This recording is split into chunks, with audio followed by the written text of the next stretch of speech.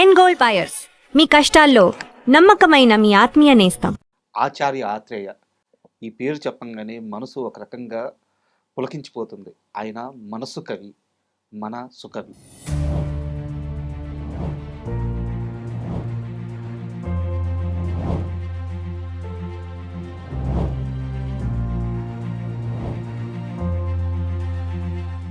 ఆయన రాసిన పాటలు, ఆయన రాసిన మాటలు ఇప్పటికీ తెలుగువారి చెవుల్లో అలాగే ఉండిపోతూ ఉంటాయి. చెవుల్లోనే కాదు, గుండెల్లో కూడా ఉండిపోతాయి. సో అలాంటి ఆచార్య ఆత్రేయ గారి గురించి మనకి మరిన్ని విశేషాలు తెలియజేయడానికి వారితో పాటు కలిసి పనిచేసిన కనగాల జయకుమార్ గారు ఈరోజు స్టూడియోలో ఉన్నారు. వారిని అడిగి ఆత్రేయ గారి గురించి మరిన్ని విశేషాలు తెలుసుకుందాం. హాయ్ సార్, నమస్తే. నమస్తే సార్, ఆత్రేయ గారు ఆత్రేయ గారు. ఉమ్, మేము శ్రీరంగనితులు సినిమా చేసామండి. ఉమ్, అది నాగేశ్వరరావు గారి సొంత సినిమా. సార్ నాగేశ్వరరావు గారు శ్రీదేవి పేరు అందులో. సార్ ఆ సినిమా మ్యూజిక్ చేయటానికి అప్పుడు మెడ్రాస్లో ఉండేవాళ్ళు. మ్యూజిక్ డైరెక్టర్ చక్రవర్తి. ఉమ్, మేమంతా కలిసి మ్యూజిక్ డైరెక్టర్ చక్రవర్తి వాద్య బృందం, ఆత్రేయ గారు, నేను, కోదండరావు రెడ్డి గారు మొత్తం వచ్చి హైదరాబాద్లో అశోక్ హోటల్లో దిగాం. సార్ సో మ్యూజిక్ సిట్టింగ్ ఎక్కడంటే అన్నపూర్ణ స్టూడియోలో మధ్యన ఒక గ్లాస్ హౌస్ ఉంది. అవును. ఆ గ్లాస్ హౌస్లో మ్యూజిక్ సిట్టింగ్ అండి. సో ఆ, వచ్చాము, గ్లాస్ హౌస్లో కూర్చున్నాం. సరిగ్గా 10 గంటలకు నాగేశ్వరరావు గారు వచ్చారు. నాగేశ్వరరావు గారు వచ్చిన తర్వాత అందరం కూర్చున్నాం. కూర్చున్న తర్వాత కోదండరాం రెడ్డి గారు సిచ్యువేషన్ చెప్పారు, సాంగ్ సిచ్యువేషన్ చెప్పారు. నాగేశ్వరరావు గారు ఇంకా వివరంగా ఆ సిచ్యువేషన్ చెప్పారు. ఇది మంచి రొమాంటిక్ సాంగ్, ఇది ఉమ్, చాలా బాగుండాలి అని నాగేశ్వరరావు గారు చెప్పడం జరిగింది. జరిగిన తర్వాత ఆత్రేయ గారు అలా కూర్చొని వింటారు. ఎవరైనా చెప్పినా వింటారు. వాళ్ళు చెప్పేదానికి లోపల ఆలోచిస్తూ ఉంటారు. లోపల ఆయన కదలడు కానీ ఉమ్. లోపల మాత్రం ఆ మదనం జరుగుతానే ఉంది. మదన డెఫినెట్గా జరుగుతూ ఉంటుంది. ఉమ్, అయితే ట్యూను చేశారు చక్రవర్తి గారు. ఉమ్, ట్యూన్ చేశారు. 2-3 పల్లవులు చేశారు. ఒక పల్లవి బాగానే ఉంది. తర్వాత ఆ నెక్స్ట్ డే గారు కూర్చున్నాం. కూర్చుంటే సాంగ్ పల్లవి వచ్చేసింది. చరణాలు కూడా ఆల్మోస్ట్ వచ్చేసాయి. ఉమ్, దీనికి ట్యూన్కి ఆత్రేయ గారు పాట రాయాలి, లిరిక్ రాయాలి. లిరిక్ రాయాలి. ఉమ్, సో సెకండ్ డే ట్యూన్ అయిపోయింది. థర్డ్ డే కూర్చున్నాం, ఆత్రేయ గారు పాట రాయట్లా.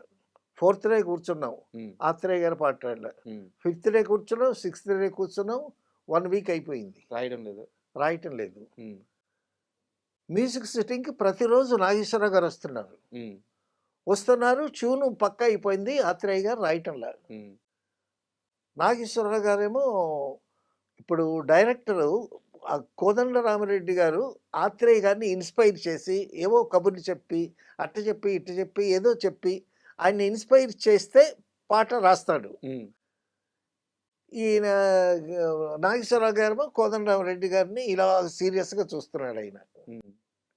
ఇప్పుడు ఆత్రేయ గారికి చెప్పాల్సిందే ఉంటుంది అనే ఉద్దేశంతో మేము కూర్చుంటాం. ఉమ్. అంతే కదా. అంతే, వారిని మనం ఇన్స్పైర్ ఆ. చేయడం. సో ఆఖరికి నాగేశ్వరరావు గారికి కోపం వచ్చిందండి. ఏంటి 1 వీక్ ఉమ్, అశోక్ హోటల్లో లాడ్జి, ఆత్రేయ గారికి ఒక రూము, చక్రవర్తి గారికి ఒక రూము, కోదండరామరెడ్డి గారికి ఒక రూము, మాకు ఒక రూము. ఉమ్, తర్వాత రోజు ఉదయం టిఫిను, అన్నపూర్ణ స్టూడియోకి రావటం, టిఫిన్ చేయటం, మధ్యాహ్నం భోజనం చేయటం, రాత్రి టిఫిన్ చేయటం. ఎంత ఎక్స్పెండిచరు. ఉమ్, ఒక్క పల్లవి రాకపోయేసరికి నాగేశ్వర గారికి కోపం వచ్చింది. కోపం వచ్చి ఇక పాట రాదు కానీ మీరు మెడ్రాస్ వెళ్ళిపోండి అని అన్నారు సీరియస్గా. ఉమ్, అనేసరికి సరే, ఆత్రేయ గారు ఏమనుకున్నారో మనకు తెలీదు. మాకు మాత్రం చాలా టెన్షన్గా ఉంది. అయ్యో పాట అవ్వలేదే, కనీసం పల్లవి కూడా కాలేదే, ఉమ్, అది ఇదని. సరే, ఆ సాయంకాలం రూమ్కి వెళ్ళిపోయామండి. వెళ్ళిపోయిన తర్వాత లిటరల్గా కోదండరామరెడ్డి గారు, నేను, ఆత్రేయ గారు రూమ్కి వెళ్ళి ఆయన కాళ్ళ దగ్గర కూర్చొని, ఉమ్, కోదండరామరెడ్డి గారు అయితే ఆయన కాళ్ళ మీద చేతి వేసి, గురువు గారు పాట రాయండి సార్, మీరు కనీసం పల్లవన్న రాయండి సార్, వారం రోజులైంది సార్ వచ్చి, ఉమ్, కాస్త రాయండి సార్, మీరు చాలా గొప్పగా రాస్తారు సార్, మీరు పాట రాస్తే అదిరిపోద్ది సార్ అని బతిలాడాడు. ఉమ్, ఆయన ఆత్రేయ గారు కూల్గా, నేను పాట రాస్తే పాట అదిరిపోద్ది, నేను పాట రాయకపోతే నీకు అదిరిపోద్ది అన్నాడు. అని అన్నాడు. గురువుగారు ఎట్లయినా రాయండి సార్, ఒక పల్లవలో రాయండి సార్. అంత సీరియస్నెస్లో కూడా ఆత్రేయ గారి జోకులు మామూలు జోకు కాదు, ఆత్రేయ గారి జోకులు. సరే సరే రెడ్డి నువ్వు వెళ్ళిపో, వీడుంటాడు ఆ? ఆ, వీడుంటాడు ఈ రాత్రి నాతోనే ఉండరా నువ్వు అని అన్నాడు. ఉంటానండి అని అన్నాను. కోదండరెడ్డి గారి రూమ్కి వెళ్ళిపోయారు. నేను కూర్చున్నాను. కూర్చున్న తర్వాత ఆత్రేయ గారు 2 పెగ్గలు వేసుకున్నారు. వేసుకుని రే నేను భోంచేసి నిద్రపోతాను, ఆ? నువ్వు కూడా నిద్రపోను అన్నాడు. పాట నిద్రపోవటం ఏంటండి సార్, నిద్రపోవటం ఏంటి సార్, పాట రాసిస్తాను అన్నారు కదా. పాట రాస్తాను రా, పాట నేను రాయటం కాదు, అది రావాలిగా, లోపల నుంచి రావాలిగా. నువ్వు కూడా నిద్రపో, ఆ బెడ్ మీద నువ్వు నిద్రపో, ఈ బెడ్ మీద నేను నిద్రపోతాను.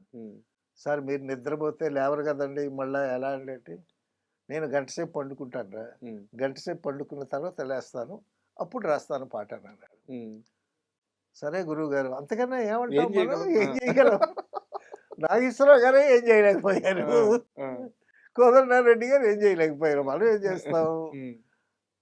సరే అని పడుకో అని అన్నాడు ఆయన. నేను ఎక్కడ పడుకుంటాను, మీకు టెన్షన్ కదా. ఆయన బొంచేసి పండుకున్నాడు.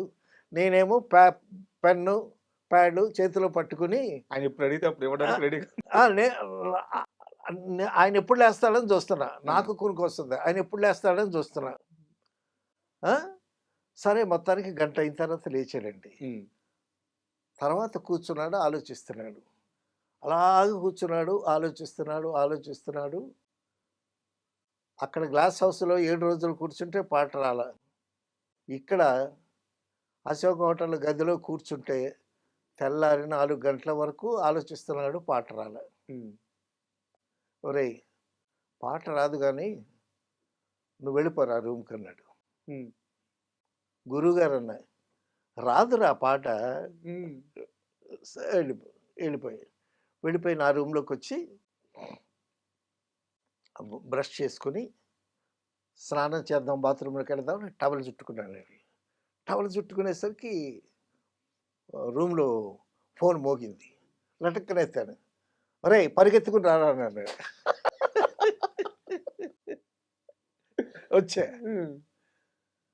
వచ్చి ఇంకా గురువు గారు అన్న హీరోయిన్ ఎవరా, శ్రీదేవి, రాసుకోని అన్నాడు. పళ్ళు ఓకే, కళ్ళు ఓకే, నడుము ఓకే, నడక ఓకే, ఆ పైన వర్ణించలేని అందాలన్నీ ఓకే ఓకే ఓకే అని అన్నాడు. పొలం వచ్చేసింది. చూడండి శ్రీదేవిని ఊహించుకునే ఆయన చెప్పటం. కళ్ళు ఓకే, పళ్ళు ఓకే, నవ్వితే చక్కగా పళ్ళు కనిపిస్తున్నాయి కదా.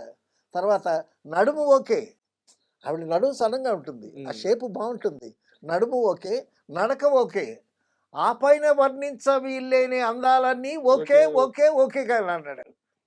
డబుల్ ఓకే గురువు గారు అన్నాడు. నేను ఆ మరుసటి రోజు కూర్చున్నామండి. మరుసటి రోజు కూర్చుంటే ఆ పల్లవి ట్యూన్ చేసేసారు, కరెక్ట్గా ఫిట్ అని అయింది. పల్లవి వచ్చేసింది. పాటకు పల్లవి ప్రాణం. పల్లవి వచ్చిన తర్వాత చరణాలు రావటం ఎంతసేపు, పల్లవి రావటం తరువాయి, తర్వాత చరణాలు కూడా వచ్చేసాయి. మొత్తానికి నాగేశ్వరరావు గారు పల్లవి వినిపించారు, ఓకే ఓకే అని అంటే ఆయన కూడా ఓకే అని అన్నాడు. కోదండరెడ్డి గారు హ్యాపీ, మేమంతా హ్యాపీ. ఆ విధంగా శ్రీదేవి మీద, నాగేశ్వరరావు గారి మీద ఒక మంచి పాట శ్రీరంగ నీతుల్లో మంచి హిట్ అయింది.